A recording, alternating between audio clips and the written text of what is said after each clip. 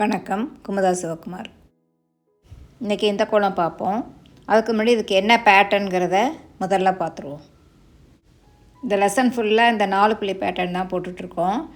இன்றைக்கி போட போகிற கோலத்தில் இந்த பேட்டர்ன் பொசிஷன் இதை மாதிரி வரும். இந்த மாதிரி பேட்டர்ன் பொசிஷன் போட்டு இந்த ஃபஸ்ட் ப்ளேஸில் ஜாயின் பண்ணோம்னா இதை மாதிரி வரும் பேட்டர்ன். இதில் சென்டர் மட்டும் ஜாயின் பண்ணியிருக்கேன்.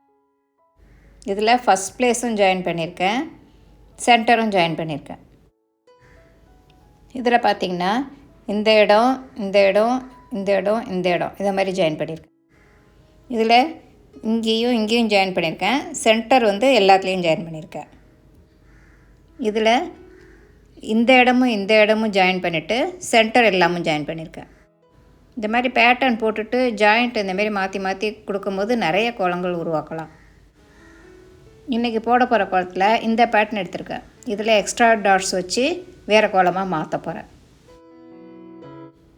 இதுதான் பேட்டர்ன் பொசிஷன் படி போட்டு ஃபஸ்ட் ப்ளேஸ் சென்டர் ரெண்டும் ஜாயின் பண்ணியிருக்கேன். ஃபஸ்ட் ப்ளேஸு சென்டர் இந்த இடத்துல ஜாயின் பண்ணோம்னா இந்த கோலம் இந்த மாதிரி வரும்.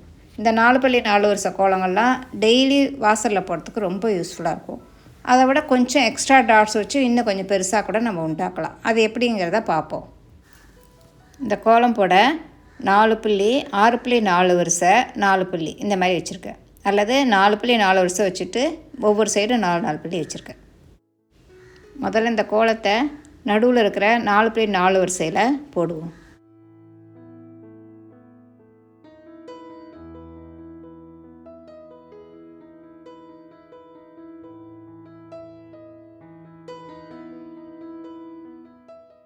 ஃபஸ்ட் ப்ளேஸ் ஜாயின்,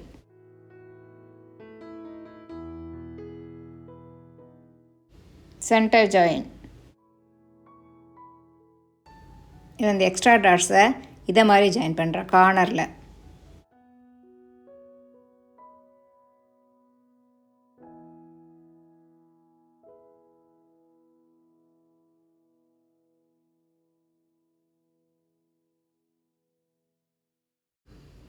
இப்போ எல்லாம் சேர்த்து போட்டு வருவோம்.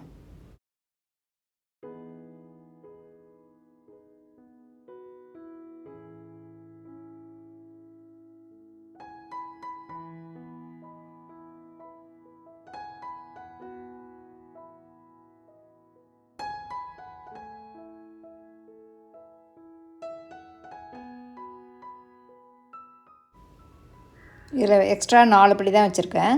நீங்கள் இன்னும் அதிகமாக கூட புள்ளி வைக்கலாம், அல்லது 2 புள்ளி மட்டும் வச்சு கூட போடலாம். எப்படி வேணாலும் நம்ம கற்பனையில் எப்படி வேணாலும் கோலத்தை உண்டாக்கலாம். அடுத்த கிளாஸில் வேறு ஒரு கோலத்தோடு பார்ப்போம். வணக்கம்.